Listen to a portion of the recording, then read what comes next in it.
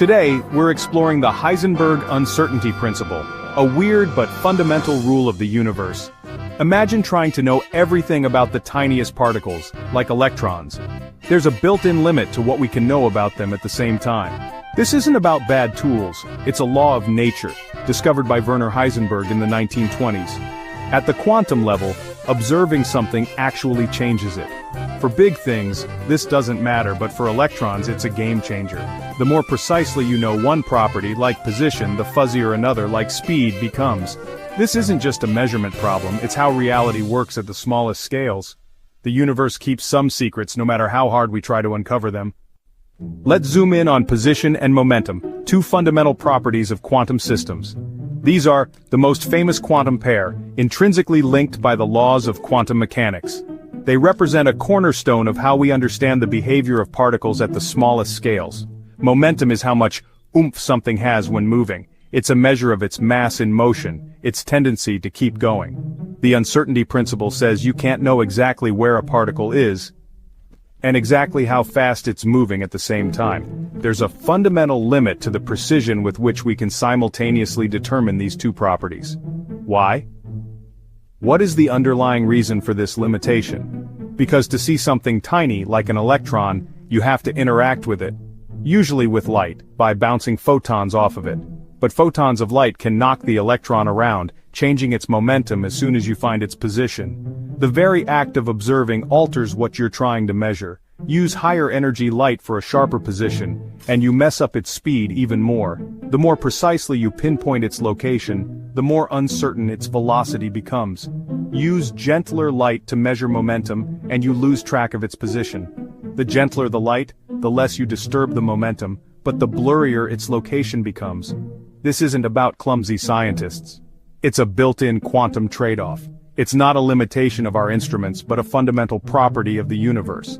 Planck's constant sets the scale for this weirdness. It dictates the minimum amount of uncertainty that will always be present. It's not a suggestion, it's a law of physics. It's woven into the fabric of reality at the quantum level. Knowing one thing precisely makes the other inherently uncertain. There's always a degree of fuzziness, a fundamental limit to our knowledge. That's the strange beauty of the quantum world. A world where certainty is an illusion, and uncertainty reigns supreme. The quantum world is bizarre, a realm where the rules we're used to simply don't apply. It challenges our intuition and forces us to rethink what we consider to be reality. But to get a grasp on these concepts, let's use some analogies. These everyday examples might help us understand the counterintuitive nature of quantum mechanics. Imagine finding a dust speck, almost invisible to the naked eye. Now picture it in a dark room with a powerful flashlight. The light reveals its position, pinpointing exactly where it is in the room. But the very act of shining the light pushes it ever so slightly, changing its speed and trajectory. Or consider measuring the temperature of a tiny water drop, a minuscule amount of liquid, with a big thermometer, a device far larger than the drop itself. The act of measuring changes what you're trying to know. The thermometer itself will affect the water's temperature.